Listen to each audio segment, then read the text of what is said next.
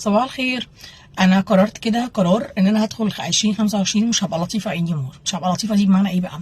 ان انا مش هضيع طاقتي ولا وقتي ولا مجهودي ولا دماغي ولا تفكيري مع حد ما يقدرش ده. وبناء عليه فانا قررت ان انا مش هبقى لطيفه اني مور، يعني هبقى ماشيه في العلاقه اللي انا هدخلها مع اي بني ادم بشروطي. وبناء عليه انا تقريبا خسرت كده شويه ناس، يعني 30% من الدايره بتاعتي اتغربلت تماما ووقعت تماما وباظت تماما.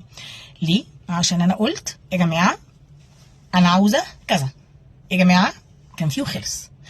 اول ما تلاقي بقى البني ادمين اللي قدامك لما انت تبقى بتقول كان فيه وخلص يبتدوا يحطوا لك كده تك تك تك تك شروط ويتعصبوا ويطلعوا من دايرتك، سيبهم يطلعوا من دايرتك، انت الكسبان.